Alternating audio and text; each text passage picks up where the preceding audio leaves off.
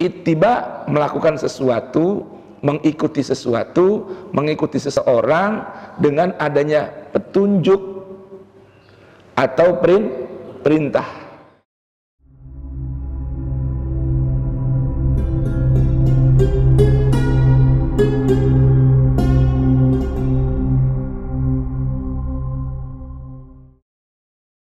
Assalamualaikum warahmatullahi wabarakatuh.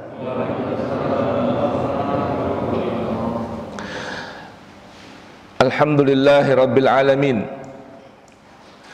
Wa bihi nasta'inu ala umurid dunya waddin.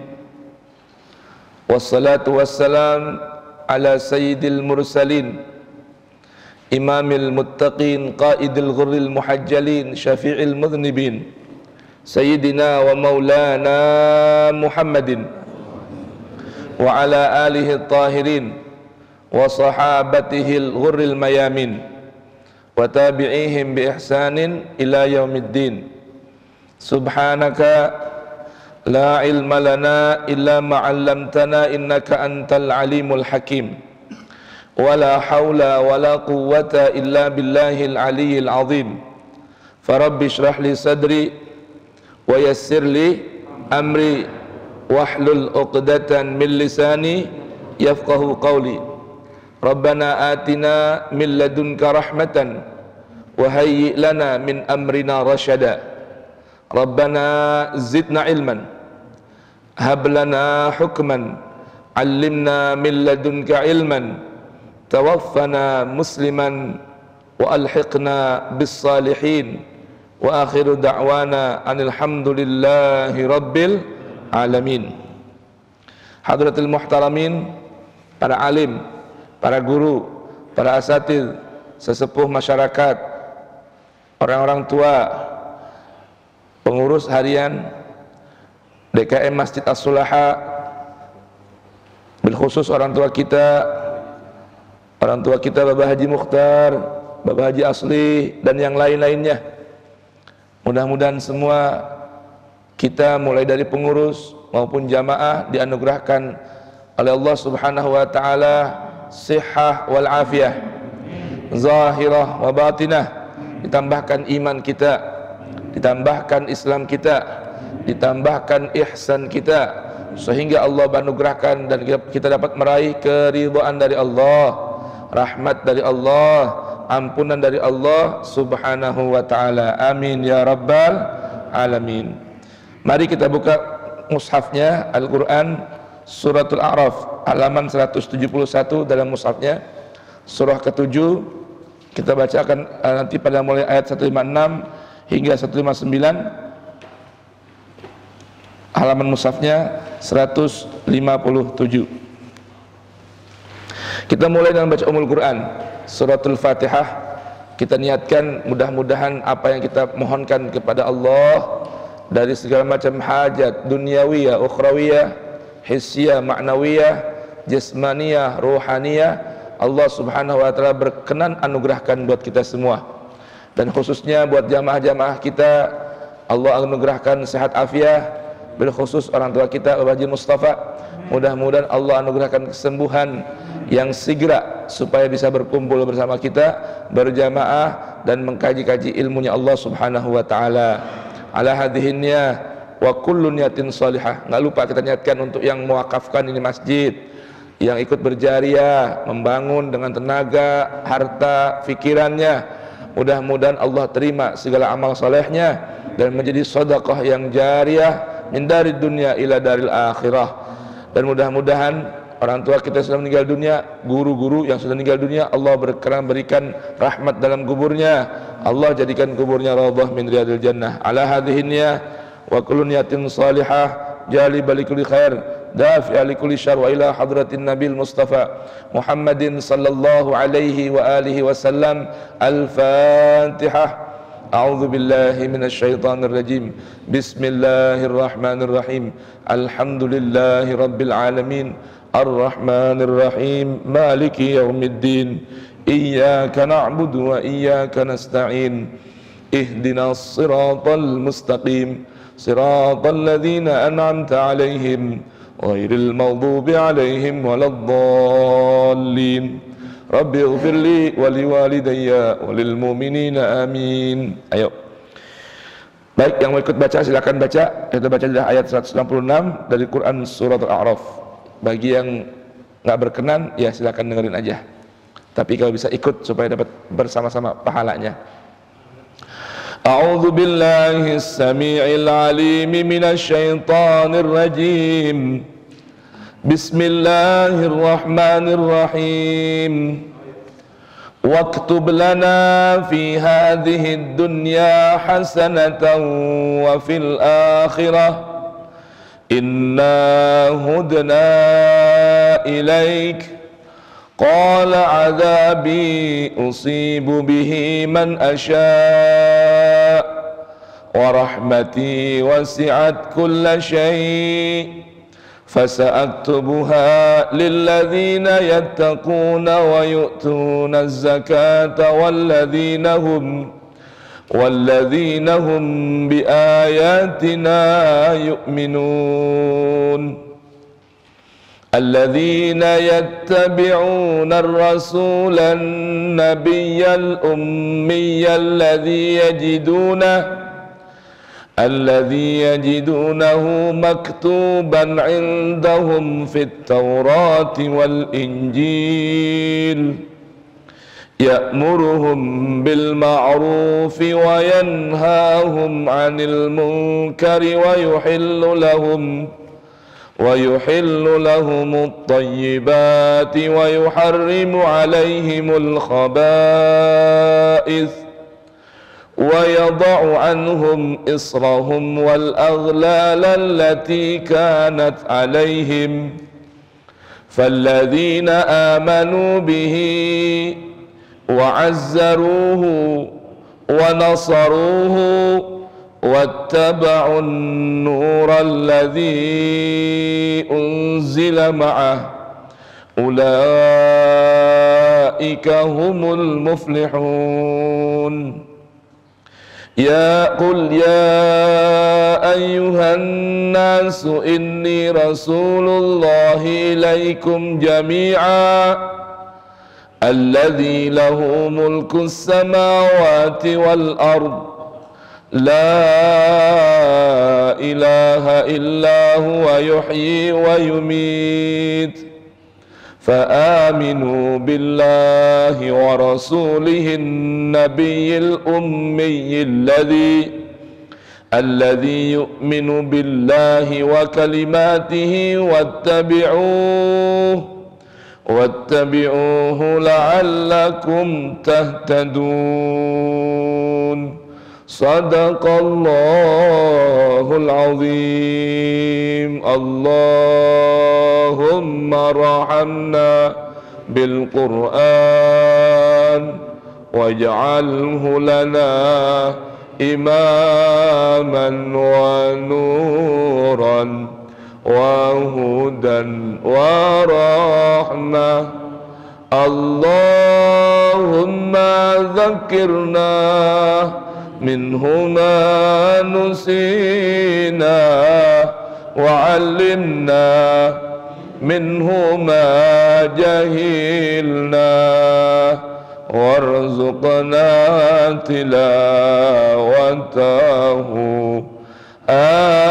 آناء الليل وأطراف النهار واجعله لنا حجة يا رب العالمين والحمد لله رب العالمين. Alhamdulillah. Kajian pagi hari ini masih dalam tema Al-Quran adalah standar ukur dalam berittiba. Nah, kemarin ini adalah merupakan sambungan, kajian pagi ini merupakan sambungan dari kajian subuh kemarin di Masjid Al-Mahdi ya, tentang seputar panduan dalam berittiba. Sedikit saya ulas karena tentunya banyak jamaah sini yang kemarin nggak sempat hadir di Masjid Al-Mahdi, tentang kesimpulan ringkas tentang akan pemahaman al-ittiba. Kalau bahasa sekarang tuh biasanya kata ittiba itu lebih dikenal dengan sebutan nyunnah. Ya, ittiba itu apa? Nyunnah. Namun memang pemahamannya ada yang sedikit perlu diluruskan. Yang namanya nyunnah atau dalam bahasa Al-Quran disebut dengan al-ittiba, artinya mengikuti sesuatu, mencontoh sesuatu, melakukan sesuatu dengan terlebih dahulu ada perintah atau petunjuk. Itu namanya apa? Ittiba. Ada satu lagi yang serupa dengan ittiba, namun dalam istilah Al-Quran tidak disebut dengan al-ittiba. Dalam Al-Quran Suratul Ahzab, hal ini dikenal dengan uswah. Uswah itu secara terjemah serupa dengan ittiba, artinya niru, nyontoh, mentauladani. Namun yang berbeda dengan ittiba, antara ittiba dengan uswah, ittiba melakukan sesuatu, mengikuti sesuatu, mengikuti seseorang dengan adanya petunjuk atau perintah atau contoh. Ini namanya ittiba, contoh yang berangkat dari perintah atau petunjuk. Kalau uswah mengikuti seseorang, mengikuti sesuatu, sekalipun orang tersebut tidak memberikan contoh atau tidak memerintahkan atau tidak memberikan petunjuk untuk melakukan hal itu, itu namanya uswah. Ya. Nah, ini perbedaan tipis, namun di zaman seperti ini, zaman fitnah, banyak sekali orang menjadikan permasalahan ini sebagai sebuah justifikasi bahwa seseorang yang tidak melakukan sesuatu yang itu merupakan bagian dari uswah dengan menyebutkan orang ini tidak berittiba atau tidak nyunnah. Padahal itu bukan bagian dari ittiba, namun itu bagian dari uswah. Ini semoga bisa paham jemaah ya. Satu contoh simpel gini. Satu contoh yang saya bukan untuk bermaksud memancing keruhan atau memancing dalam kolam yang keruh, tapi ini contoh real yang ini menjadi sebuah alat untuk orang berpecah belah. Memelihara jenggot, memakai celana atau sarung atau pakaian di atas mata kaki. Ini bukan nyunnah, bukan ittiba. Ini ranahnya adalah uswah. Paham ya jemaah ya? Melihara jenggot itu bagian dari uswah. Apa itu uswah? Mencontoh Rasul, mentauladani Rasul, karena Rasul memelihara jenggot, katanya begitu ya. Dalam riwayat Rasulullah menggunakan pakaian di atas mata kaki.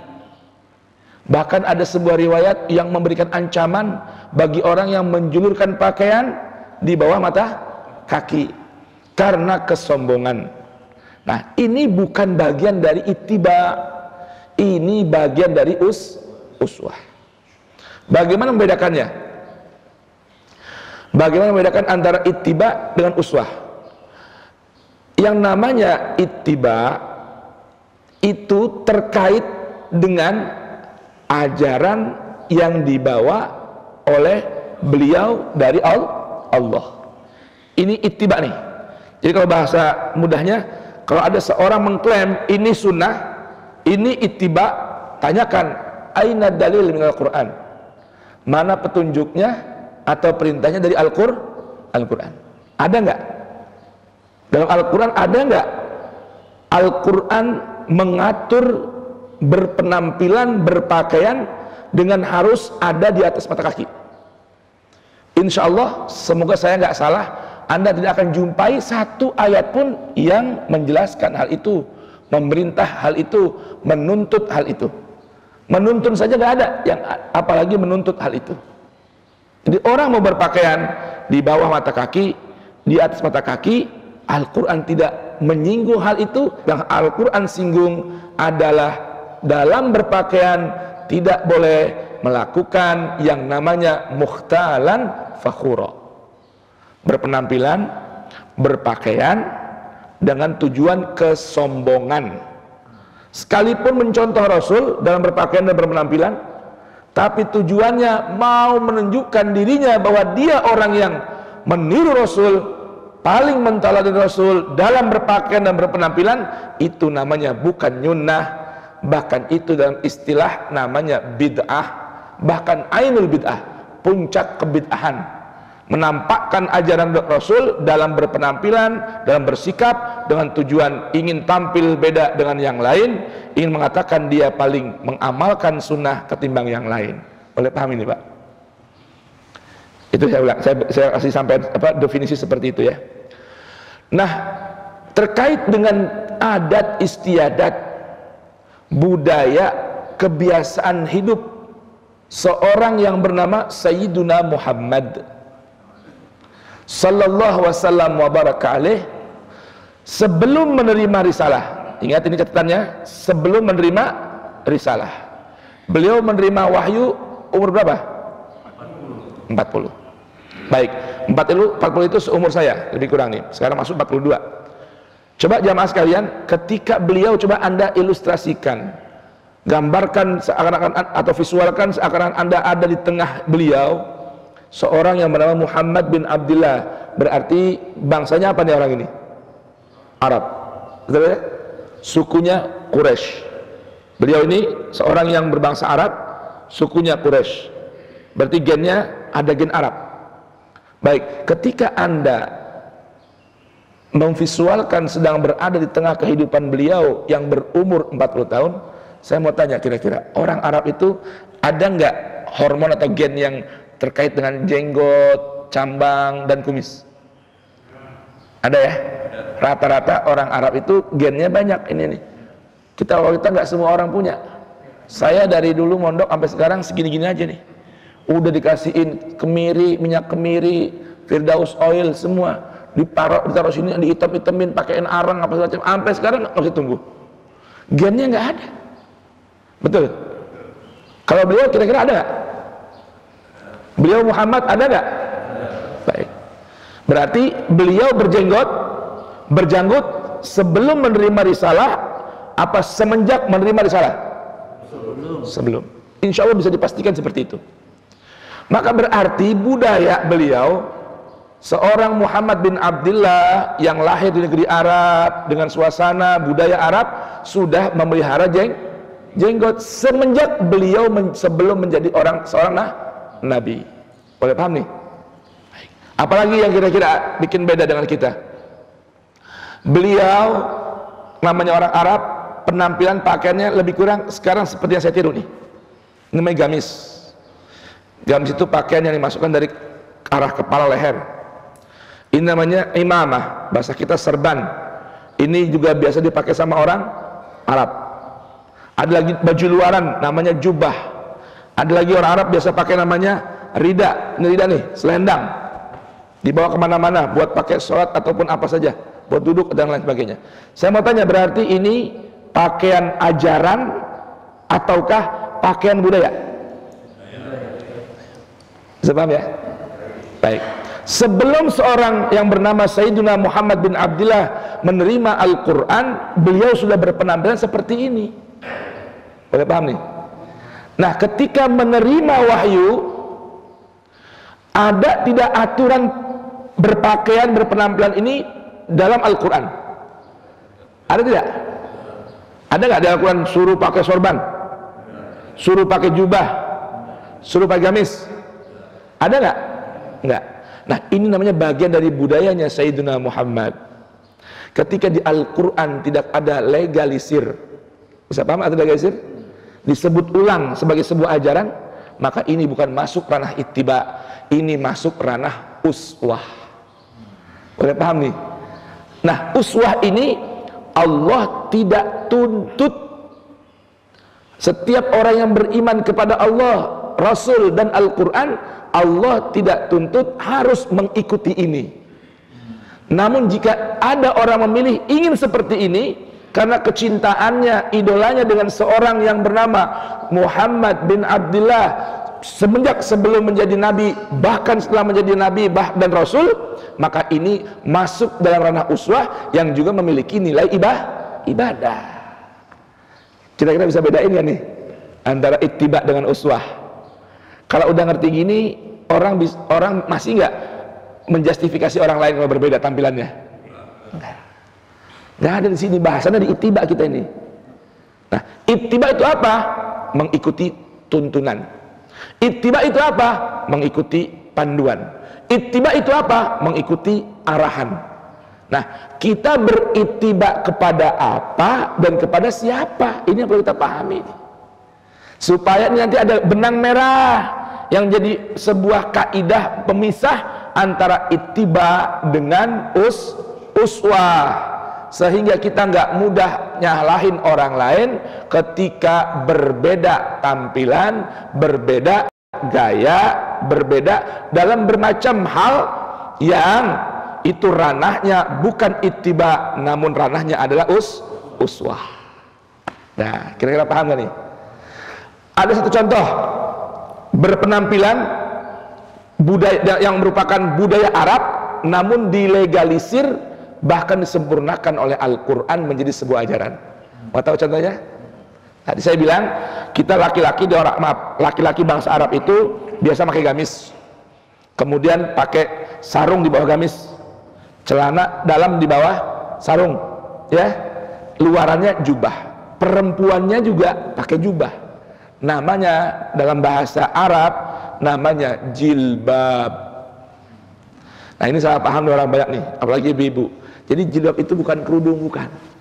Ini yang begini nih, pakai ibu begini. Ini namanya bukan kerudung. Oh, bukan jilbab namanya. Ini namanya apa? Apa namanya ini dalam Al-Quran? Khimar. Kerudung terjemah kita. Bahasa Quran yang namanya khimar. Nah, jilbab itu pakaian luaran. Dalam Al-Quran budaya Arab yang mana perempuan-perempuannya setelah pakai pakaian sempurna lalu pakai pakaian jilbab, itu dilegalisir oleh Al-Quran, disempurnakan untuk jilbabnya dijulurkan, jilbabnya dilebarkan dan dijulurkan. Dulu enggak begitu, datang Al-Quran disempurnakan. Dulu wanita Arab itu pakai kerudung namanya khimar. Cuma kerudungnya itu begini makanya nih, tuh, seperti ini makanya, kepala doang tutup, leher kelihatan, paham ya? Datang Al-Quran, budaya khimar itu disempurnakan dengan apa? Allah perintahkan, julurkan khimarmu, menutupi leher dan dadamu. Tuh, itu namanya apa? Budaya Arab yang dilanjutkan oleh ajaran Islam, karena menurut Islam itu yang baik. Bahkan dalam berpenampilan wanita, Al-Quran berikan garis bawah, zalika adna an yu'rafna fala yu'dzain. Kalau perempuan-perempuan yang beriman, yang dulu orang Arab biasa pakai khimar, hanya kepalanya kayak gini persis nih, kayak gini nih, kuping masih kelihatan dikit, leher masih kelihatan, ya. Kata Allah, julurkan khimarnya, nutupin kepala hingga dadanya, berarti leher ketutupan, berpakaian jilbab dilebarkan, itu merupakan ciri yang menjadi tanda buat wanita beriman. Maka insya Allah wanita beriman tidak akan ada yang mengganggunya. Itu namanya itu apa? Budaya Arab yang asalnya ranahnya uswah, namun dapat legalisir dari Al-Quran menjadi nyunah atau ittiba. Simpel nggak kira-kira pemahamannya? Mudah dipaham? Nah, udah. Kalau udah begini kita nggak usah ribut urusan begituan. Kalau ada orang yang ributin, ente ini jenggot panjangin dong. Kalau nggak ente nggak nyunah. Maaf Wan, ana mau tanya dalilnya mana dari Al-Quran kita orang beriman disuruh manjangin jenggot? Tuh, tanya begitu. Ente nggak percaya sama hadis Nabi? Percaya, tapi itu ranahnya bukan ittiba atau nyunah, itu ranahnya uswah. Uswah itu pilihan, Pak. Orang mau nyontoh, mau pakai boleh, enggak apa-apa. Hukumnya apa Ustaz? Mubah atau wajib uswah? Uswah itu mustahabah, disuka untuk diikuti. Boleh saja. Boleh dan dapat pahala. Tapi yang nggak ngikutin kagak apa-apa. Kalau ittiba, tuntutan yang harus dilakukan. Nah, beda nggak kira-kira? Dah, kira-kira paham ya? Supaya kita bisa masuk ke kajian kita pagi hari ini. Nah, ini kemarin ringkesan dari kajian kemarin di mana? Di Masjid Al-Mahdi. Sekarang kita ingin baca ayat-ayat suci Al-Quran yang memberitahukan tentang keberkahan, kebaikan bagi setiap orang yang mau berittiba. Ittiba kepada apa? Ntar kita sambung lagi lewat ayat-ayat yang lain. Baik ya, kita buka dari ayat 156 Quran Suratul A'raf. Ya, tadi yang kita baca ya, halaman 171 dalam mushafnya. Udah ketemu halamannya? 171. Waktub lana fi hadid dunya hasanah wa fil akhirah. Ini sebuah doa ya. Apa bunyi doanya? Ini cerita tentang pengikut-pengikut Nabi Musa ketika merasa sadar bahwa memiliki kesalahan, mereka berdoa, waktub lana fi hadhid dunya hasanatan wa fil akhirah. Ya Allah, tuliskan untuk kami dalam kehidupan dunia ini, bahkan di kehidupan akhirat nanti, mendapatkan bermacam hasanah. Hasanah, kebaikan, kebajikan, hal-hal yang bagus. Kita minta pada Allah, semoga Allah tuliskan buat kita. Waktu belana, tuliskan untuk kami di dunia ini kebaikan, juga di akhirat. Inna hudna ilaika. Sungguh kami ingin kembali kepadamu ya Allah. Inna hudna ilaika. Allah menjawab, qala azabi usibu bihi man asya. Sungguhnya azabku ini akan menimpa orang-orang yang aku kehendaki. Mudah-mudahan kita termasuk orang yang Allah kehendaki, dicatat oleh Allah kebaikan, bukan orang yang diinginkan oleh Allah tertimpa azab. Amin ya rabbal alamin. Wa rahmati wasi'at kulla syai'. Dan rahmatku ini meliputi segala sesuatu. Ini rahmat Allah Ta'ala. Oleh karenanya ketika Allah katakan wa rahmati wasi'at kulla syai', maka ketahuilah bahwa nama lain di antara sekian nama Al-Quran, nama lain Al-Quran adalah rahmah. Subhanallah. Allah bilang tadi, rahmatku ini meliputi segala sesuatu. Kita sesuatu bukan? Saya mau tanya jamaah sekalian, kita sesuatu atau bukan? Rumah sesuatu atau bukan? Harta sesuatu atau bukan? Pangkat jabatan sesuatu atau bukan? Itu rahmat Allah bisa menembus, meliputi, mengena segala sesuatu. Mudah-mudahan kita yang termasuk bagian dari sesuatu, Allah berikan rahmatnya yang sangat luas. Amin Allahumma. Kenapa perlu rahmat Allah Ta'ala? Apa sih itu rahmat? Rahmat itu Al-Imam Al-Ghazali memberikan sebuah definisi yang indah.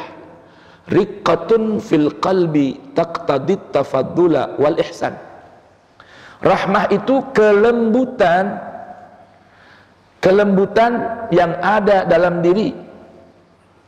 Dengan rahmat ini, dengan kelembutan ini, ya, taqtadit tafaddul, berbuahnya dari rahmat ini apa yang didapatkan buahnya? At-tafaddul, selalu memberikan kelebihan yang ia miliki. Wal ihsan, bahkan bersikap ihsan kepada segala sesuatu atau yang ada di hadapannya. Ini definisi dari rahmah. Jadi kalau orang punya rahmat itu, apa yang dia punya apalagi berlebih, senantiasa enggak dia timbun, tapi dia berikan buat orang lain yang membutuhkannya. Itu namanya apa? Orang yang memiliki rahmat. Kalau bahasa kampungnya ini rahmat nih Pak, sifat atau sikap enggak tegaan. Enggak tegaan. Tuh bahasa orang kita tuh. Gampangnya gitu rahmat tuh. Riqqatun fil qalbi. Kagak tegaan. Ada sesuatu yang bikin dia kesel, layak diganjar dengan hal yang serupa bahkan lebih menyakitkan, mau nabok kagak tega, nggak jadi itu. Itu namanya apa? Itu dia punya rahmat yang menahan marahnya di saat dia marah, dan boleh untuk marah, untuk melakukan, mengungkapkan, menunjukkan kemarahannya, lalu menahannya. Ini namanya orang yang Allah berikan rahmah. Allah, indah kata rahmat itu.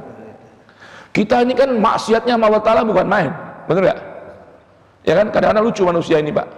Nabi Adam aja, Nabi Adam melanggar satu pelanggaran, Allah berikan ganjaran, pindahkan dari surga ke bumi. Kita setiap hari melanggar, kepengen masuk surga. Kira-kira pantas gak kira-kira? Satu pelanggaran keluar dari surga buat Nabi, buat ayah kita Adam. Tapi kita anak cucunya bikin sekian ribu pelanggaran, kepengen masuk surga. Kira-kira bisa apa? Bisa nggak kira-kira? Jangankan bisa, pantas aja kagak. Tapi kalau sebab rahmat, lain sudah halnya. Dihapus lah. Ya Allah, emang udah kagak ada pantas-pantasnya dah tampang kita nih. Nggak ada pantas-pantasnya masuk surga.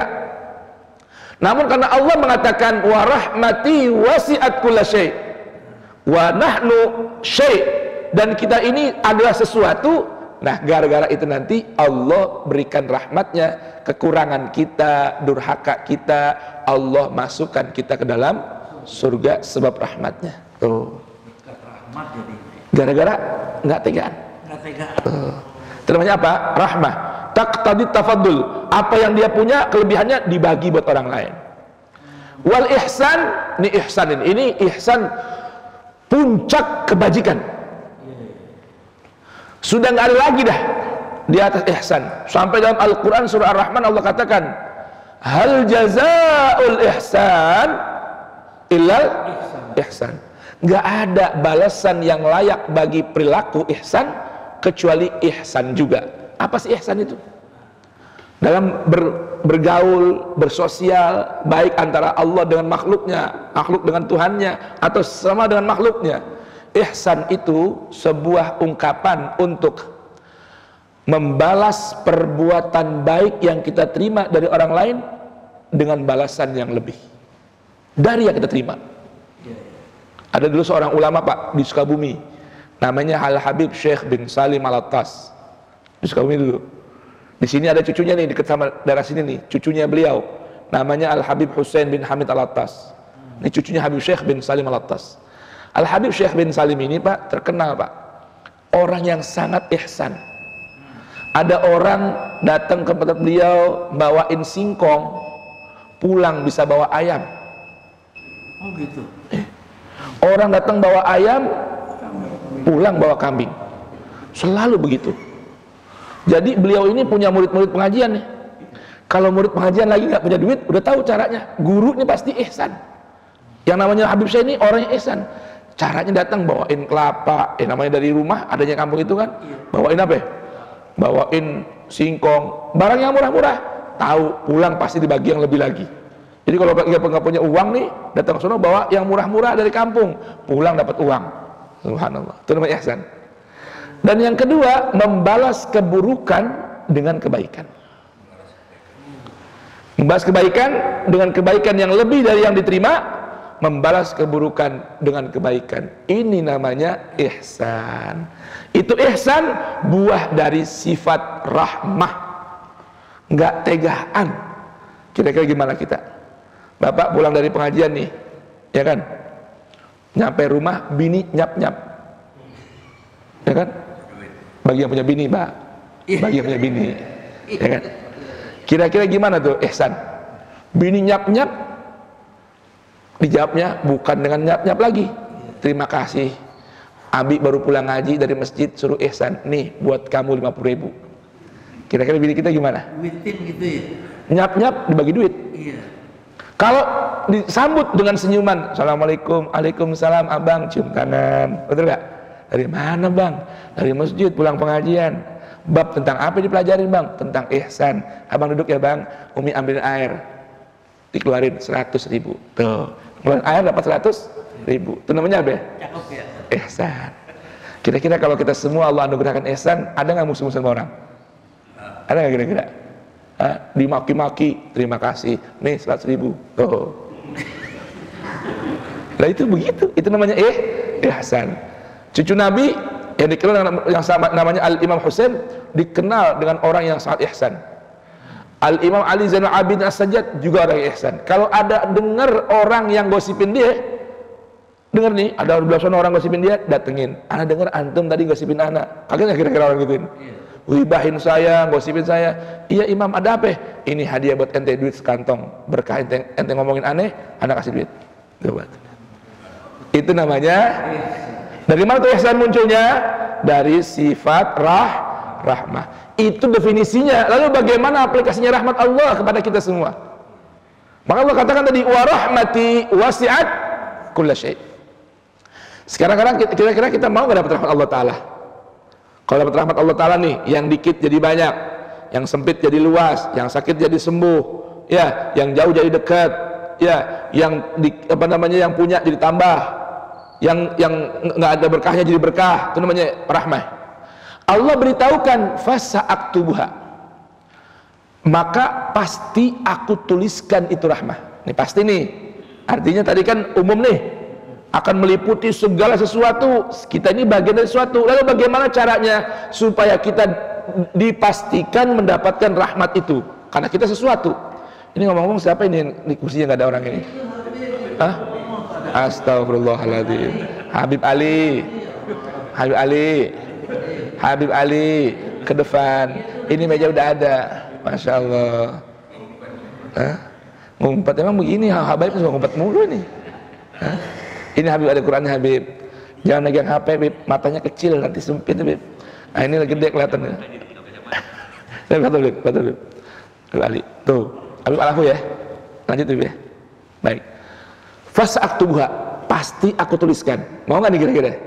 Siapa orang Allah beritahukan nih? Siapa orang yang Allah pastikan dapat rahmat Allah yang begitu luas? Satu, lilladzina yattaqun, bagi orang-orang yang mau bertakwa. Kuncinya tuh pertama tuh, kalau orang mau bertakwa, kerjain perintah Allah, jauhin larangannya, Allah pastikan ente dapat rahmat dari aneh. Tuh. Maka saya bilang tadi, ini nama lain Al-Quran adalah apa? Rahmat.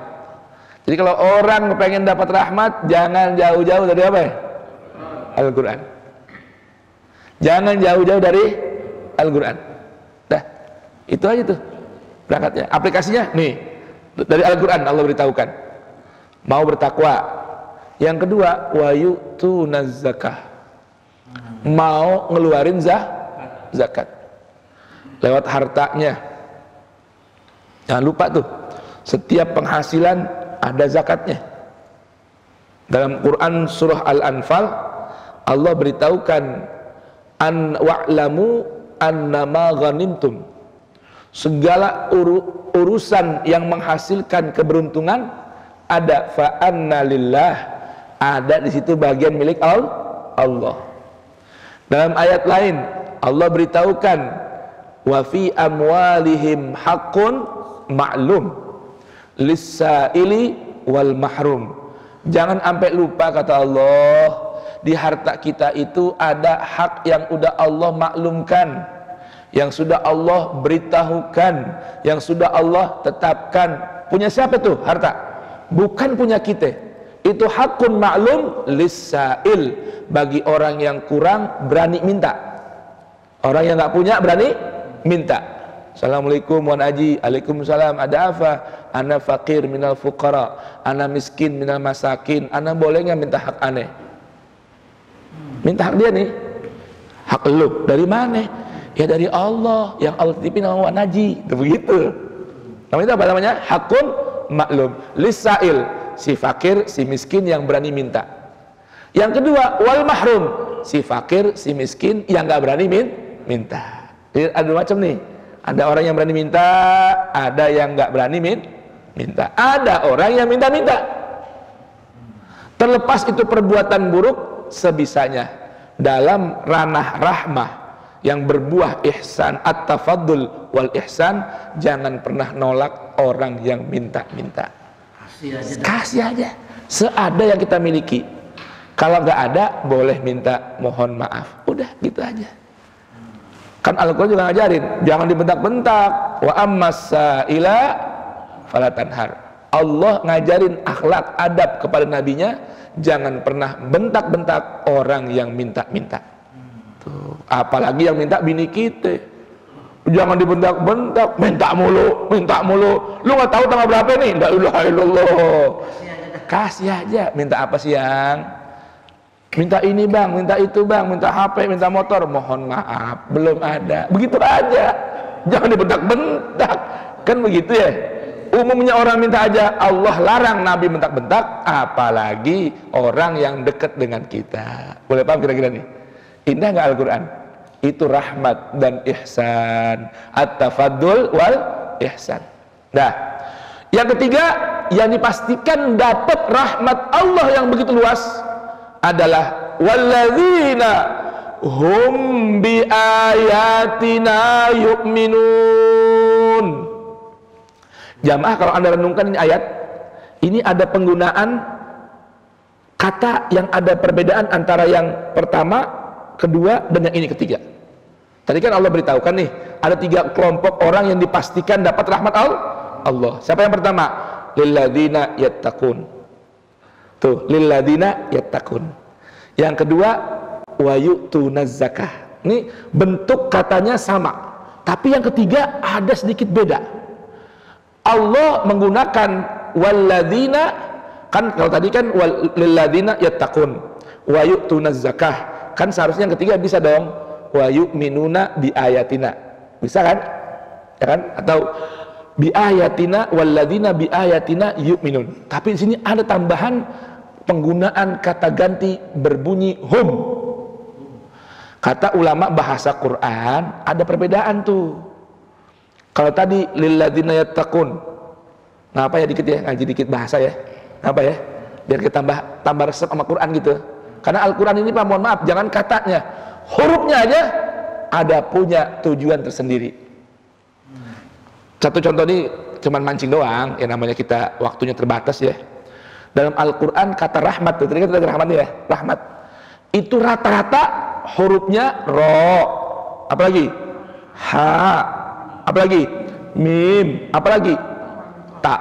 Taknya apa? Marbutoh. Apa itu marbutoh? Yang bundar, yang ada iketannya titik 2. Tapi dalam Al-Quran ada 7 ayat atau 7 kata yang Allah gunakan tidak dengan tak marbutoh, tapi tak maftuhah. Ro, ha, mim, tak yang kayak perahu. Yang biasa tuh, yang ada yang perahu, titik di atas 2. Tadi marbutoh, bunder, ini terbuka. Itu nggak sembarangan Pak. Itu ada tujuan dan beda maknanya. Tuh Al-Quran tuh. Jadi jangan kan katanya, hurufnya beda aja, beda tujuannya. Ada ilmunya, ada hikmahnya. Kira-kira mau dibongkar kagak? Jangan sekarang, nggak cukup waktunya. Ini kan masih itibak babnya ini kan. Tuh ya, begitu ya. Tuh, ini cuma mancing doang. Itu indahnya Al-Quran. Benar-benar Pak, Bapak coba dah. Nih, boleh coba masing-masing. Jangan dengan omongan saya, tapi buktikan sendiri aja dah. 40 hari duduk sama Quran, yang anteng, yang fokus, Bapak akan merasakan hidupnya bedanya bukan main. Coba dah. Dan orang kalau udah demen sama Al-Quran, itu biasa. Tapi kalau didemenin sama Al-Quran, itu luar biasa. Didemenin sama Al-Quran. Saya kemarin baru tumben Pak nemenin saya punya guru tuh, Ustaz Husain bin Hamid, berenang buat atur jantung dan kesehatannya ya. Itu berenang Pak, muterin kolam renang tuh ada kali 20 putaran Pak. Itu mulutnya kok saya lihat kagak diem, bergerak kayak ikan gitu, bergerak Pak. Ikan ya. Saya tanya tadi ngapain? Murojaah. Sambil berenang tuh baca Quran. Sambil ngatur napas, sambil baca Quran. La ilaha illallah, sampai di air. Sampai di air baca Quran juga. Enggak, lebih enak anak punya dada. Kalau lagi berenang, buat ngatur jantung, anak beliau kan punya ring 6 kan, pasang ring 6. Kalau berenang tuh kan ngatur pernapasan tuh. Itu muter kalau berenang tuh Olimpik 10-20 kali putaran tuh kuat. Saya mau gak kuat itu. Tapi sambil muter, dia bilang lebih kuat kalau baca Quran. La ilaha illallah. Saya kira ngapain? Kayak ikan. Baca Quran. Subhanallah. Coba tuh Pak. Saya punya guru di Hadramut, ya. Nah ini guru, saya punya guru, ini punya guru lagi. Saya sempat ketemu juga beliau itu. Namanya Syekh Ali Al-Khatib. Bukan Habaib, bukan. Syekh Ali Al-Khatib. Ini mohon maaf Pak, mulutnya nggak berhenti baca Quran. Sampai kalau mau masuk WC digigit dulu Pak. Kalau kagak di WC juga baca Quran. Lah kok bisa begitu? Saya bilang, guru, ini kok guru beliau kok, gurunya guru kok bisa begini? Ya Quran udah demen, nggak mau pindah dari dia. Jadi cuman ngoceh Quran aja. Lah kalau ngajar apa ini? Nanti kalau murid lagi baca, kan kita biasanya guru tuh kan nyampein penjelasan. Rapinya penjelasan murid yang baca nih. Begitu berhenti menjelaskan pelajaran, baca Quran lagi. Begitupun kalau ngobrol sama orang, kalau tanya jawab seperlunya jawaban. Rapi itu cerita juga, tapi berhenti baca Quran lagi. Ini lidahnya nggak berhenti. Coba. Nggak ada, itu bukan zaman dulu. Saya ketemu orangnya. Coba. Sampai lagi dioperasi, ya kan dioperasi dibius ya, ya kan?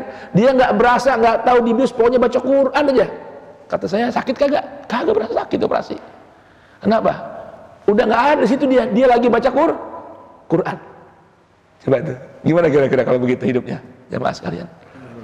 Ya Allah. Quran demen sama kita aja. Quran demen sama kita. Ini PR-nya nih. Biar Quran demen sama kita kudu maksain dulu demen sama Quran. Lah iya. Kita dulu. Tak cinta maka tak sayang. Kalau kata orang Jawa, jalaran tresno songko kulino. Subhanallah ya. Ini mudah-mudahan kita masuk nih. Nah, ini sedikit kebahasaan nih. Ya ini biar seger aja, jangan terlalu fokus begini banget ya. Ini biar ada seger-seger dikit. Hum di sini menunjukkan takkid, stressing point, penekanan dari Allah Subhanahu wa taala. Ada orang yang ketiga dari tiga kelompok ini yang Allah pastikan karena dia benar-benar bi ayatina yu'minun. Ini orang benar-benar beriman sama ayat-ayat Allah. Ini orang yang ketiga ini dipastikan oleh Allah mendapatkan rahmat yang khusus di atas dua kelompok tadi. Yang bertakwa sama yang bayar zakat. Ini orang lebih lagi tambahannya. Sampai satu ayat berikutnya Allah jelaskan definisi orang ini. Siapa tuh orang yang disebutkan oleh Allah yang benar-benar beriman sama Allah? Kata Allah Ta'ala, alladzina yattabi'una ar-rasulan nabiyyal ummi. Allah saking senengnya nih, biasanya kalau orang seneng kan ditanya satu jawabnya berapa ya? 10. Nabi Musa pernah ditanya Allah Ta'ala, ma fi yaminika ya Musa. Musa, di tangan kananmu tuh ada apa? Lu lagi pegang apa kalau bahasa kita nih? Lagi pegang apa? Apa namanya? Tongkat. Cukup nggak bilang Tuhan tongkat? Cukup nggak? Saking senengnya ditanya langsung sama Allah Ta'ala, apa jawab Nabi Musa? Fi yaminika ya Musa. Qala, Musa jawab, hiya asaya atawakkau 'alaiha wa ahussu biha ala ghanami wa liya fiha ma'aribu ukhra. Kan cukup jawab tongkat ya Tuhan. Ini kagak, ini tongkat Tuhan. Tongkat ini saya buat jalan, buat neken kalau lagi jalan, kemudian buat saya gusah kambing-kambing saya, dan buat keperluan-keperluan yang lain. Tak kagak ditanya itunya mah. Cukup bilang tong. Kenapa jawabnya begitu panjangnya? Senang. Allah begitu juga. Kan Allah cukup bilangin walladzina hum biayatina yu'minun. Ada tiga golongan dari hamba-hambaku yang aku pastikan mendapat rahmat. Satu, orang yang bertakwa. Dua, orang yang berzakat. Tiga, orang yang benar-benar beriman kepada ayat-ayatku. Cukup udah. Tapi Allah mau jelasin lagi, saking Allah kepengen nih berikan keistimewaan buat orang yang kelompok tiga ini. Siapa? Kata Allah, alladzina yattabi'una ar-rasulan nabiyyal ummiyal ladzi yajidunahu maktuban indahum fit taurat wal injil ya'muruhum bil ma'ruf wa yanhahum 'anil munkar, dan seterusnya. Segitu panjang tuh. Allah cuma mau kasih tahu tuh ciri orang yang betul-betul beriman kepada ayat-ayat Allah. Siapa mereka? Orang yang berittiba, kepada seorang Rasul pilihanku, Nabi pilihanku, yang menjadi induk kebaikan bagi alam semesta raya. Tuh, Allah mau ngasih tahu doang tuh, orang yang ini nih, yang nomor 3 nih, itu cirinya orang yang benar-benar terus berittiba, continue. Ittiba sama siapa ya? Sama seorang Rasul utusanku yang bernama Muhammad bin Abdullah, seorang Nabi pilihanku, yang menjadi induk. Al-ummi itu artinya apa? Induk segala kebaikan yang ada di alam semesta raya ini. Yang cirinya Nabi itu, yang sifatnya Rasul itu, alladzi yajidunahu maktuban indahum fit Taurat wal Injil. Yang ciri-cirinya udah pernah disebutin, sudah pernah ada, jangankan dalam Al-Quran, dalam kitab-kitab sebelum Al-Quran, cirinya Nabi ini, cirinya Rasul ini, seorang yang ummi ini, ada disebutin dalam kitab-kitab mereka. Apa cirinya diantaranya? Ya'muruhum bil ma'ruf, ngajak orang berbuat ma'ruf. Apa sih ma'ruf tuh? Terjemahnya kebaikan. Asal mana ma'ruf itu apa? Lagi bahasa lagi ya, bahasa lagi nih. Apa tuh ma'ruf? Ma'ruf itu dari kata ma'urifa, apa atau sesuatu yang udah dikenalin dalam kita punya hati nurani bahwa itu hal yang baik. Jadi kebaikan yang bersifat fitri, kebaikan yang bersifat nurani, kebaikan yang bersifat natural, yang sejak kecil tahu walaupun baik bahwa itu hal yang baik. Itu namanya ma'ruf. Lawannya mungkar. Arti ma'ruf itu kebaikan yang udah dikenalin dan dari kita nih, sejak kita brojol ke dunia, dipasangin chip sama Allah Ta'ala, nih hal-hal yang ma'ruf. Anak kecil nih, bayi sekalipun dia belum tahu apa itu apa itu bau, dia belum ngerti. Coba tawarin ke mulutnya, dia mau nggak makan? Nih, mau nggak dia makan? Kenapa? Itu sudah hal yang Allah sebutin mungkar. Allah nggak kenalin bahwa itu perkara baik untuk dikonsumsi. Tuh, lawannya ma'ruf namanya mungkar. Artinya mungkar apa? Enggak dikenal. Ma'ruf dikenalin, mungkar enggak dikenalin. Tuh, boleh paham nih? Sekarang bayi baru brojol hitungan menit, bagaimana dia tahu coba nalurinya? Pengen nyusu. Paham gak nih? Kok dia nggak nyari air yang lain? Kok begitu ibunya keluarkan dia punya payudara ada putingnya, si bayi langsung gitu aja deh, udah ngerti. Itu namanya perkara yang ma'ruf. Coba anak bayi baru brojol, masukin kita punya jari, ngelepeh dia kagak mau. Itu namanya mungkar. Secara bahasa tuh begitu. Ini Nabi ini, Rasul ini, yang seorang yang ummi ini. Ummi, mohon maaf ya Pak, ummi itu bukan hanya diartikan nggak bisa baca, nggak bisa tulis, bukan. Ummi itu artinya induk segala macam kebaikan, ibu segala macam kebaikan yang ada di alam semesta raya. Kapan-kapan ada kajian khusus Pak kalau mau tentang memahami kata ummi dalam Al-Quran. Kalau kita tahunya ummi apa ummi? Nggak bisa baca, nggak bisa tulis. Apa itu maknanya? Nanti kapan kita bahas. Itu khusus Pak jadwalnya, khusus tentang memahami kata ummi. Baik. Nah, Nabi ini ya'muru bil ma'ruf wa yanhahu 'anil munkar wa yuhillu lahumut thayyibat.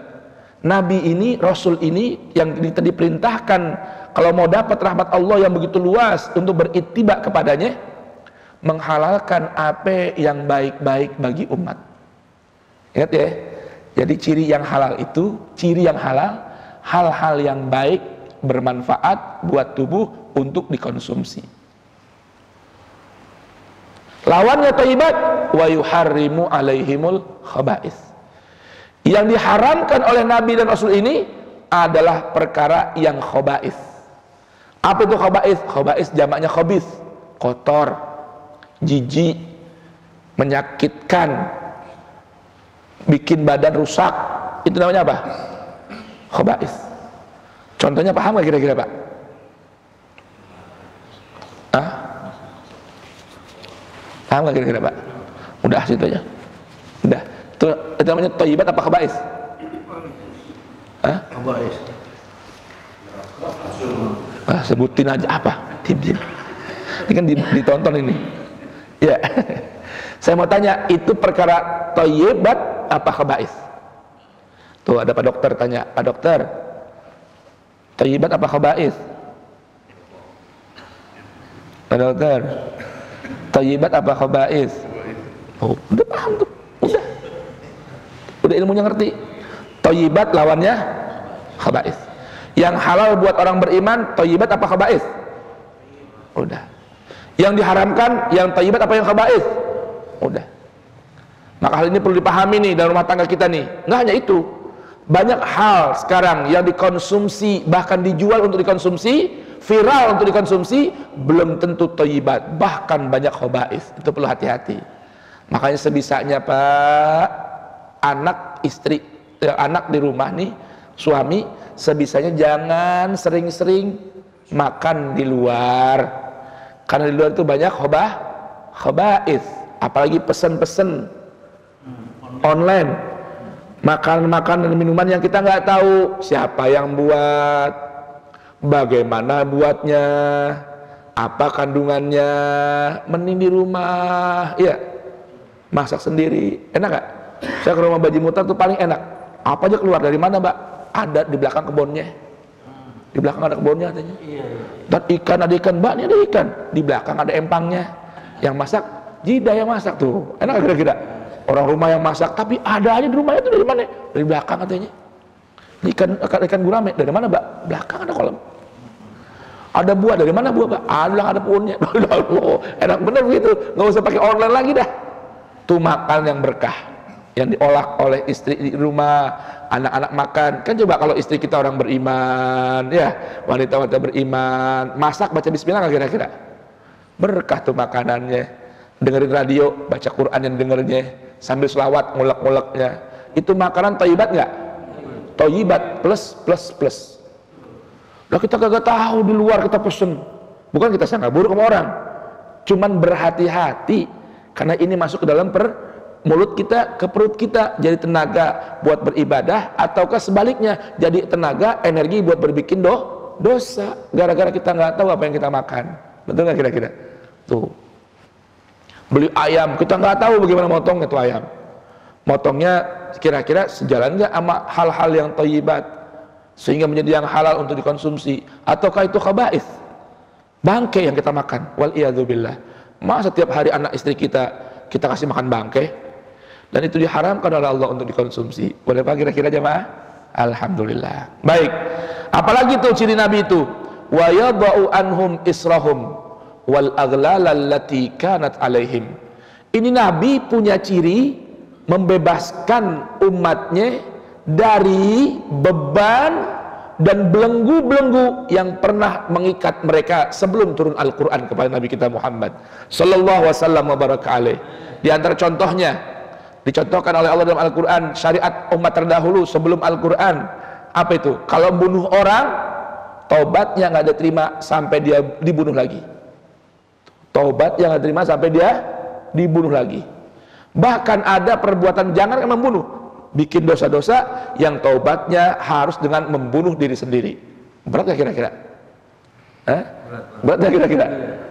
Datang ajaran Al-Quran, pertama diatur sedemikian rupa. Yang namanya bunuh-membunuh ini dalam Al-Quran, subhanallah, ini darah nyawa manusia dalam ajaran Quran begitu berharga. Bahkan kalau kita baca ayat-ayat suci Al-Quran, banyak ayat suci Al-Quran menerangkan bahwa segala macam bentuk dosa, semua balasannya nanti di akhirat, enggak disegerakan oleh Allah di dunia, kecuali beberapa hal saja, diantaranya membunuh nyawa, menghilangkan nyawa. Tuh. Yang kedua, membuat kerusakan di alam dunia, bikin kerusakan nih. Jangan salah nih, hal-hal yang remeh nih, yang berakibat merusak ekosistem, merusak tatanan alam, itu dosanya Allah segerakan balasannya di dunia. Tuh. Merokok katanya. Bikin kerusakan alam, merusak diri, merusak orang lain. Itu ada ukubah ganjarannya disegerakan di dunia. Yang lain-lain nanti di akhirat. Supaya apa? Waktu panjang untuk segera bertaubat. Tapi yang namanya menghilangkan nyawa ini dalam agama kita ketat sekali. Makanya saya kemarin ada yang kirim pertanyaan, Ustaz, apakah benar dalam Islam itu orang yang murtad dari Islam wajib dibunuh? Karena nih ada seorang wanita ya pindah agama, bahkan dengan bangganya konferensi pers, undang-undang orang kalau dia udah pindah agama. Orang model gini gimana nih? Apa benar dalam Al-Quran itu orang wajib dibunuh? Hah? Apa jawabannya? Nanti Pak, ada episodenya insya Allah. Ya kalau semua di sini mah nggak rapi-rapi. Sampai jam 9 juga kita belum pulang ini. Emang pada siap? Kalau saya emang demen ngaji Pak, duduk itu 5 jam biasa, enak gitu. Saya di rumah tuh ada pengajian namanya Seroja, Senin, Rabu, Jumat, dari mulai habis asar sampai jam 9 malam Pak. Jedahnya sholat maghrib doang nih. Ngaji aja. Ya ngaji aja udah. Perasaan ini kagak berasa pegel gitu. Gitu. Emang sini jamaah kuat nggak kira-kira? Sampai jam 9? Panjang udah. Apalagi ngaji Quran enak, untuk perasaan satu kata dibongkar dapat lagi ilmu baru. Ini dilihat ada lagi ilmu baru. Perasaan gitu perasaan itu enaknya ngaji Quran. Tuh. Itu gambaran itu Pak. Nah itu ada tuh. Hilangkan nyawa nggak sembarangan. Dalam Islam diatur sedemikian ketat. Kapan orang kena kisos? Artinya kalau orang bunuh orang nih, kapan orang kena kisos? Nggak sembarangan tuh Pak. Ada mekanisme dan aturan dalam Al-Quran yang begitu ketat. Tuh. Dalam Islam ini, dalam Al-Quran, kalau kita bilang dalam Islam itu dalam Al-Quran ya harus ada dasar dalam Al-Quran. Hukuman yang menyiksa fisik yang langsung Allah sebutkan dalam Al-Quran itu balasannya segera cuma 2. Insya Allah nggak ada lagi yang lain. Apa itu? Berzina atau berprofesi zina, dan yang kedua berprofesi melakukan pencurian. Itu dalam Al-Quran langsung Allah sebutin balasannya segera. Az-zaniyatu waz-zani fajlidu kulla wahidin minhuma mi'ata jaldah.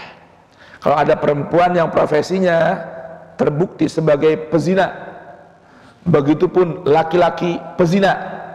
Ini pahamin ya, ayat Al-Quran mengatakan profesi. Kalau ada anak sekarang gara-gara salah didikan orang tua, nggak kenalkan pada agama, melakukan hubungan berzinahan, itu nggak berlaku hukum ini. Paham nggak? Ada lagi hukuman itu di bawah itu.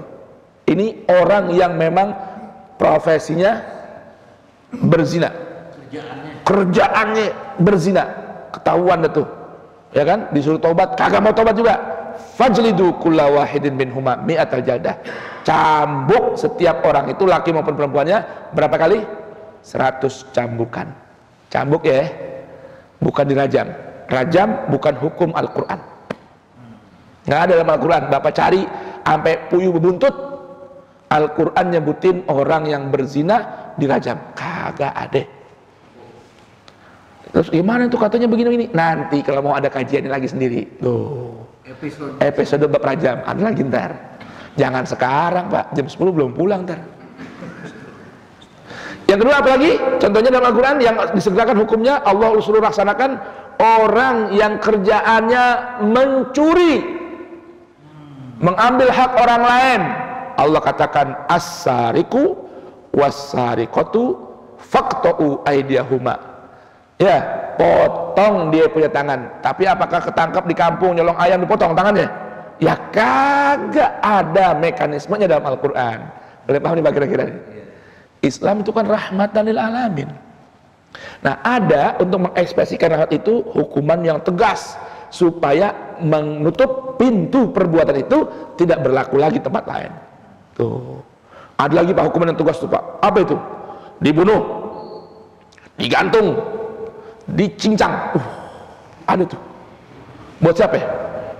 Subhanallah, bukan buat pencuri yang tadi Allah bilang, bukan buat pezina yang Allah bilang, bukan buat orang yang kagak mau ngaji, bukan orang yang kagak mau ibadah, bukan.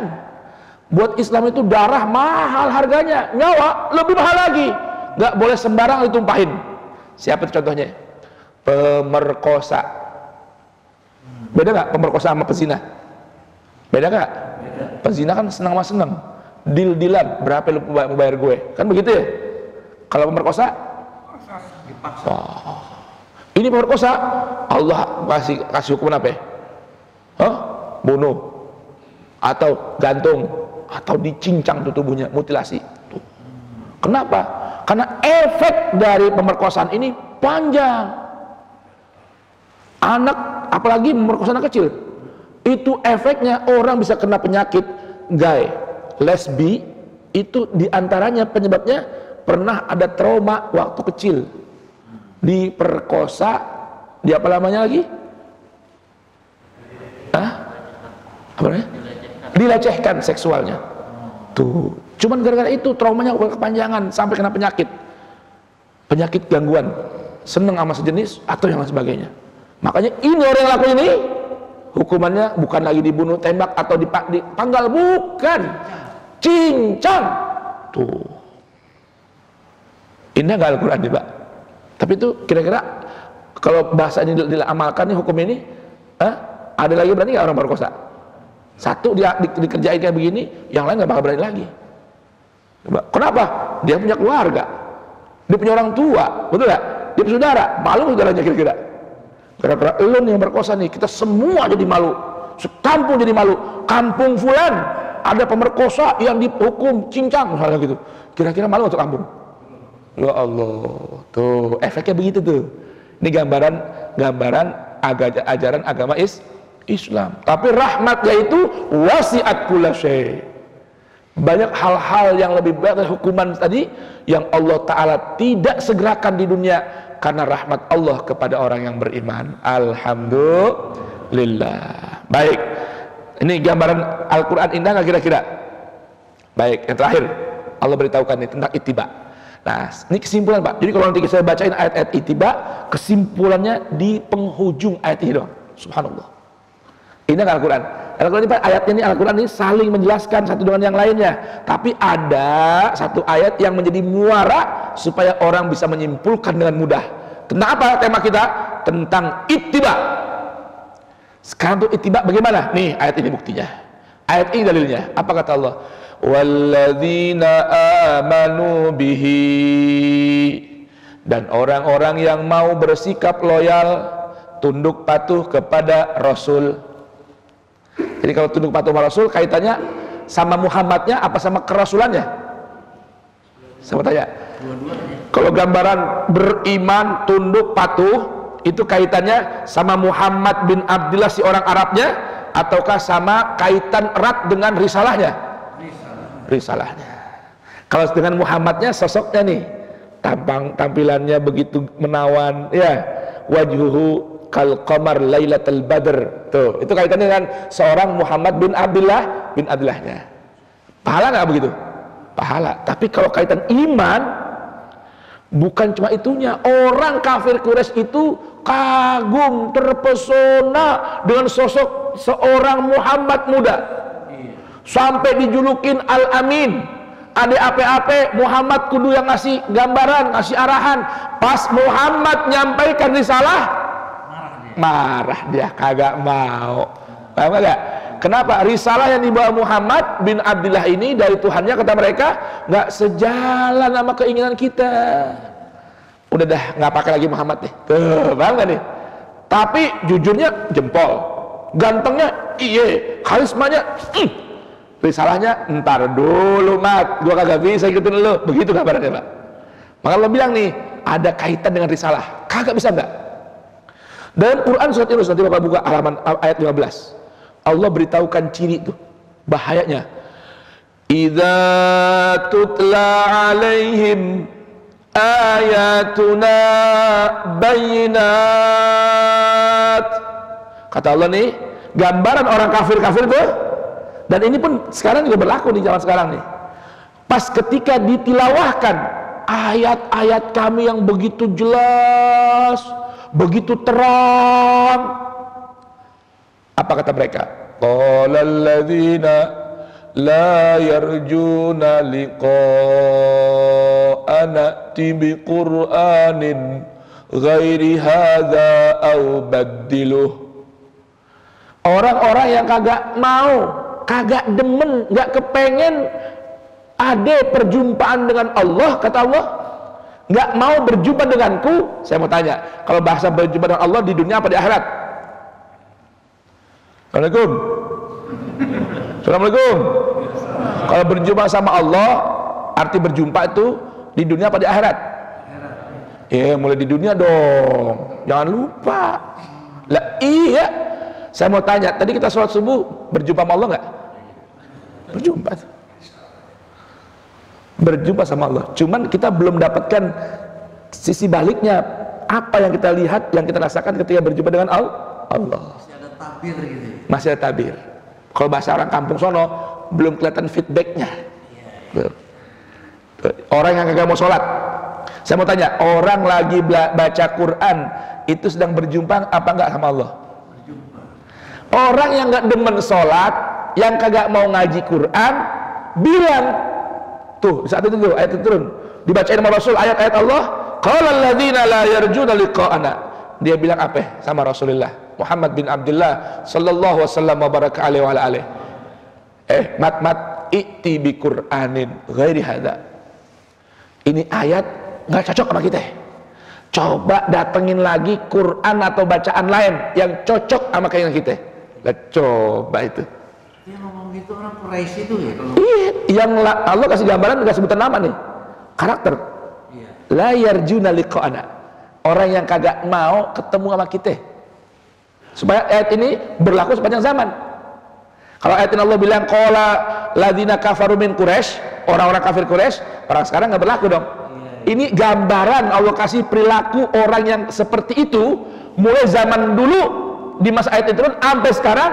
Kalau dibacain Quran bilangnya apa? Cari dong ayat lain selain ini. Ngapa itu aja dibacain? Au baddilu, atau ganti dong ayatnya sama yang cocok sama keinginan kita. Makanya kalau Bapak baca Al-Quran surah Al-Maidah ayat 48 49, Allah ulang-ulang kepada Rasulnya, wahkum bainahum bima anzalallah wala tattabi ahwa'ahum. Hai Rasulku, sampaikan hukumku, sampaikan ajaranku, dan tetapkan hukum dengan apa yang Allah Ta'ala turunkan dalam kitab sucinya. Jangan sekali-kali kamu berittiba kepada hawa nafsu dan keinginan mereka. Tuh, paham Mbak? Jadi yang namanya memberikan fatwa itu harus sesuai Quran, bukan sesuai keinginan orang. Itu larangan Allah dalam Al-Quran kepada Rasulnya. Itu, maaf nih ya, sekarang ini kan banyak nih ustadz, ulama, kiai yang nyampaikan sebuah statement sesuai pesanan. Nah itu tuh, itu gambaran wala tattabi ahwa'ahum. Yang bagaimana? Emang kita nggak boleh ngikutin keinginan orang banyak? Masih ada, boleh kok. Allah begitu toleran. Yang penting yang dilarang oleh Allah kepada Rasul dan kepada orang yang menjadi pewaris Rasul, nggak boleh ngikutin keinginan pasar yang bagaimana? Amma ja'aka minal haq. Yang keinginan orang-orang banyak itu berseberangan, berselisih, dan bikin kamu ya Rasul menjauh dari kebenaran Al-Quran. Itu yang nggak boleh. Jangan, jadi biar supaya nggak kaku nih, Ustadz, Kiai, kudu umat ikut apa kata Ustadz. Bukan begitu. Ngikutin orang juga boleh, pendapat orang boleh ikutin, keinginan jamaah boleh diterima, diikutin, asalkan keinginannya itu tidak berseberangan dan tidak menjauhkan kita dari nilai-nilai kebenaran Al-Quran. Indah nggak Al-Quran, Mbak? Apa jawab Allah Ta'ala? Suruh Rasulullah jawaban, kalau ada tawaran seperti itu, tolong dong Muhammad, datengin Quran yang lain, datengin ayat yang lain, ganti dengan ayat yang lain. Apa kata Allah Ta'ala? Qul, katakan wahai Rasul, ma yakunuli an ubaddilahu min tilqa'i nafsi. Katakan wahai Rasulku Muhammad, katakan wahai kasihku, aku nggak punya wewenang sedikit pun ganti-ganti, ngerubah, nambah, ngurang-ngurangin ayat yang Allah telah wahyukan padaku. Inni akhafu in asaitu rabbi adzaba yaumin azim. Saya takut bener kalau saya berani-berani ngelanggar perintah Tuhan, ngelanggar Al-Quran, saya bakal kena azab di hari yang begitu besar siksa dan pedihnya. Na'udzubillah. Ini akhlak Rasul bukan ini? Ittiba bukan namanya. Tuh, kalau urusan ittiba standarnya adalah Quran. Allah beritahukan nih buat saya dan anda semua sebagai penutup dari Quran surat A'raf. Walladzina amanu bihi. Adapun orang-orang yang mau beriman kepada Rasul An-Nabil Ummi. Beriman bukan percaya ya. Iman artinya apa? Tunduk, patuh dan loyal. Wa azzaruhu, dan mau memuliakan Nabi. Namanya dimuliakan, kisahnya dimuliakan, hidupnya dimuliakan, ajaran dimuliakan. Makanya saya nukil nih ucapan saya punya guru Profesor Doktor, seorang pakar hadis di kota Mekah, Said Muhammad bin Ali Al-Maliki. Saya nggak bisa, akal saya nggak bisa nerima kalau ada orang kagak demen, nggak setuju perayaan Maulid, kata beliau. Kenapa? Karena kalau orang bertanya-tanya tentang apa perlunya, kenapa, mana dalilnya, ada nggak contohnya orang Nabi ngerayain Maulid, kata beliau, itu sama dengan orang yang bertanya, kok orang nggak boleh bergembira dengan adanya Rasul. Itu doang deh. Karena ini bagian dari perintah Al-Quran. Wa azzaru, memuliakan sendi-sendi, sisi-sisi segala kehidupan Nabi. Termasuk tadi melihara jenggot, nggak apa-apa, karena Nabi emang demen melihara jenggot. Walaupun bukan ittiba ajarannya, tetapi beliau mulai dari semenjak belum menerima wahyu sampai udah menerima wahyu, nggak diganti tuh jenggotnya. Paham maksudnya? Sebelum menerima wahyu melihara jenggot, udah gitu menerima Quran dibuang, kagak juga. Arti itu kebiasaan yang dia sukai. Maka kita pun disuruh memuliakan apa yang dia sukai. Niru yang dia demen. Kan orang kalau demen gimana sih? Niru nggak? Demen suatu pakaian ditiru, betul nggak? Kendaraannya ditiru, betul nggak? Apa aja ditiru pokoknya. Rambutnya ditiru juga. Demen sama dia. Itu. Ingat dulu zamannya Mick Jagger.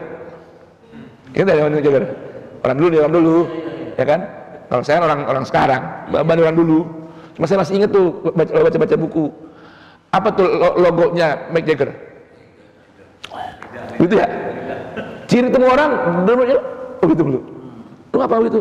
Wah, Mick Jagger, gitu kan ya? Itu demen tuh, demen, niru. Nah itu gambaran tuh. Wa azzaru, wa nasaru, siap menolong, membantu ajaran yang dibawa oleh beliau. Karena hakikatnya orang yang menolong beliau, menolong dirinya di hadapan Allah.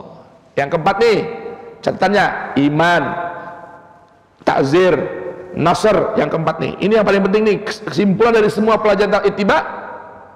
Dari sekian banyak ayat ittiba, apa kata Allah Ta'ala? Wattaba'un nuralladzi unzila ma'ah. Berittiba itu hakikatnya adalah berittiba kepada cahaya yang diturunkan bersamanya. Apa cahaya itu namanya? Apa itu nama cahayanya? Nama cahaya itu adalah Al-Quran. Jadi orang yang berittiba kepada cahaya Allah yang diturunkan bersama Rasul, itulah orang yang betul-betul berittiba. Jadi ittibanya kepada apa ya? Al-Quran. Nama lain Al-Quran apa ya? Nur. Al-Ma'idah ayat 15, Allah beritahukan bagaimana? 15-16 Allah berfirman, qad ja'akum minallah nurun wa kitabun mubin. Sungguh telah datang pada kalian sebuah cahaya penerang. Nur ini Pak, dalam bahasa Al-Quran ini cahaya itu namanya macam-macam.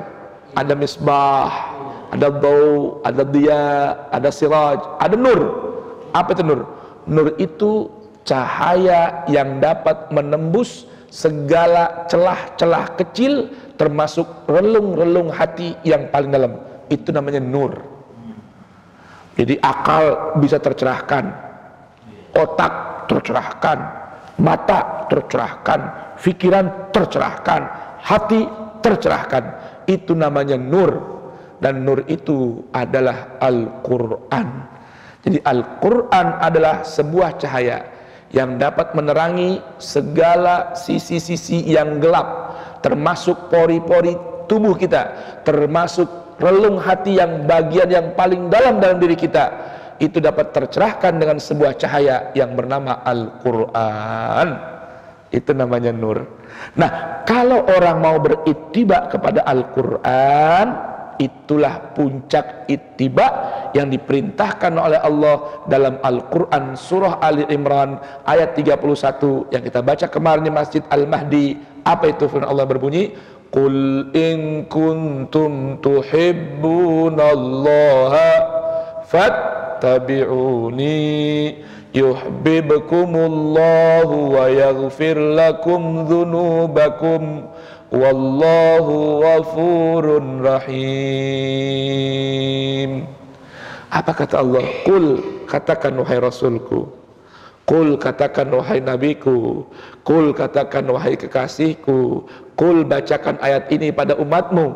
Apa kata Allah? Ayat itu berbunyi, in kuntum tuhibbunallah. Jika betul ada kalian semua, saya dan anda benar-benar bermahabbah, mengaku cinta kepada Allah, fattabi'uni, maka berittiba'lah padaku, kata Rasul. Apa itu artinya ittiba pada Rasul? Berittiba kepada cahaya yang diturunkan kepada Ar-Rasul. Yuhibbukumullah, maka cinta, pengakuan cintamu akan disambut oleh Allah. Wa yaghfir lakum dzunubakum, bonusnya meraih ampunan Allah. Wallahu ghafurun rahim, Allah Maha Pengampun lagi Maha Penyayang. Jadi arti mahabbah itu, Pak, kata cinta dalam Al-Quran itu ada dua penggunaan bahasa, penggunaan kata, diksi. Satu mahabbah, satu mawaddah. Mahabbah, cinta, pengakuan cinta yang masih menanti sambutan. Karena ada ungkapan cinta bertepuk sebelah tangan. Saya mau tanya, gimana suaranya bunyi tepuk sebelah tangan? Ada nggak suaranya? Enggak. Gimana coba? Iya. Ada suara nggak? Tepuk mah kudu dua tangan, kan begitu ya? Itu cinta bertepuk sebelah tangan. Dalam bahasa Arab, bahasa Al-Quran namanya mawad, mahabbah. Maka tadi itu Allah bilang dalam Al-Quran, orang yang ngaku mahabbah harus ada pembuktian supaya pengakuan cintanya disambut oleh Allah. Yuhibbukumullah. Nah, pembuktian mahabbah kepada Allah dengan berittiba kepada Rasulnya.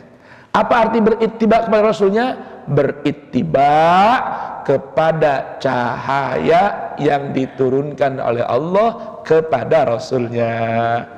Cahaya itu namanya Quran. Jadi kesimpulan ujungnya, ittiba adalah mengikuti panduan Quran. Berittiba kepada Rasul artinya berittiba kepada cahaya yang diturunkan kepada Rasul yang bernama Al-Quran. Indah kagak Al-Quran? Allah beritahukan kalau orang mau berittiba kepada Rasul dengan berittiba kepada Nabi, berittiba kepada Rasul melalui berittiba kepada cahaya yang Allah turunkan kepada Rasul, Allah beritahukan ulaika humul muflihun, ulaika humul muflihun.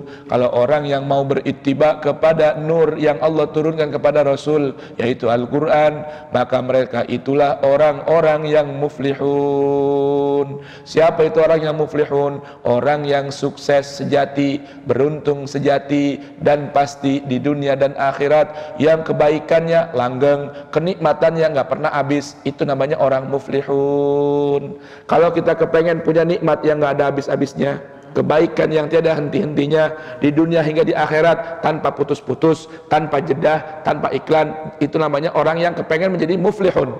Caranya berittiba kepada cahaya yang Allah turunkan kepada Rasul, yaitu Al-Quran. Walladzina amanu bihi wa azzaruhu wa nasaruhu wattaba'un nural ladzi unzila ma'ahu ulaika humul muflihun. Semoga saya, bapak dan ibu, kakek dan nenek, nyak dan babeh, cucu kita semua, anak kita semua, istri kita semua, Allah jadikan muflihun. Caranya jangan jauh dari Al-Quran. Amin Allahumma. Segitu dah. Kira-kira paham kagak, Pak? Indah gak Al-Quran?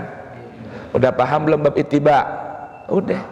Ittiba itu syaratnya ada panduan, ada tuntunan, bahkan perintah dari Al-Quran.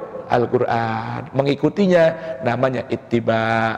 Kalau ngikutin Nabi kita Muhammad melalui sesuatu yang tidak ada perintahnya dari Al-Quran, tidak ada tuntutannya dari Al-Quran, namun berangkat karena ingin mengidolakan Nabi kita Muhammad dari kebiasaan hidupnya, gaya hidupnya, cara berjalannya, cara tidurnya, dan semua kebaikan Nabi Muhammad. Karena Nabi Muhammad ini, Pak, sosok Quran yang berjalan, rahmat yang dihadiahkan oleh Allah buat umatnya, maka itu namanya uswah.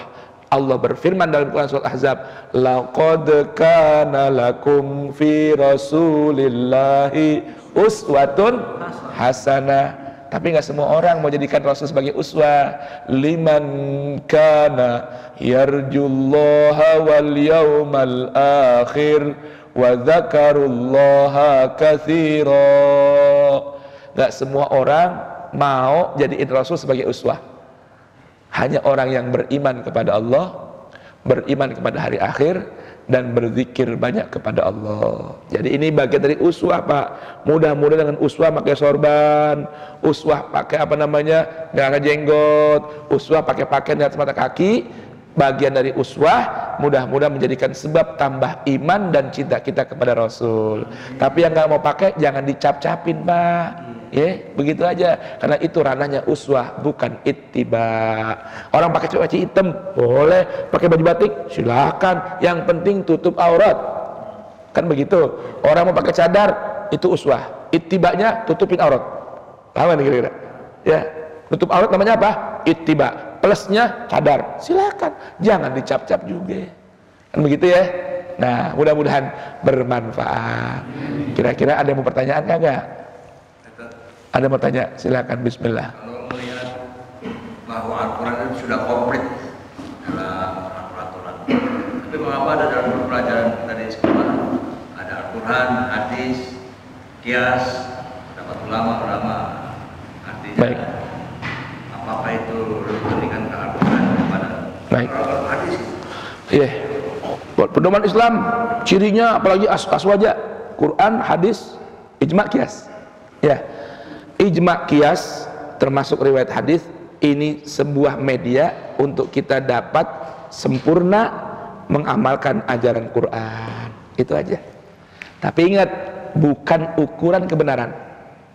Ukuran kebenaran ijma, kias, hadis yang sejalan dengan Al-Quran. Jangan dibalik. Paham gak nih? Jangan dibalik nih. Quran yang sesuai dengan riwayat hadis, tafsirnya. Quran yang sesuai dengan ijma ulama, Quran yang sesuai dengan kias para ulama. Bukan begitu. Tapi ijma, kias, dan riwayat hadis yang dipastikan sejalan dengan Al-Quran. Karena ukuran kebenaran bukan ijma, bukan kias, bukan riwayat hadis, tapi kesesuaian itu semua dengan Al-Quran. Ukuran kebenaran bukan ustadz, kiai, profesor, doktor, tapi ukuran kebenaran seseorang, si ustadz, si kiai, si habib, si profesor, si doktor, si syekh, si maulana, yang ucapannya, sikap tindak tanduknya, perbuatan serta ketetapannya sejalan dengan panduan Quran. Nah, itu aja. Kayak contoh simpelnya gini, Pak. Orang masang ubin. Masang apa? Ubin. Saya mau tanya, masang ubin bisa nggak pakai waterpass? Bisa. Bisa nggak pakai lot? Bisa. Kan ubinnya udah ukuran sama. 30 kali 30, pasang aja sejajar. 1, ya, 2. Emang sih kalau dipasang masih deket mata kita nih lurus, ini nggak pakai garis nih ya, pasang sono lagi, ntar kalau jadi pasti mencong.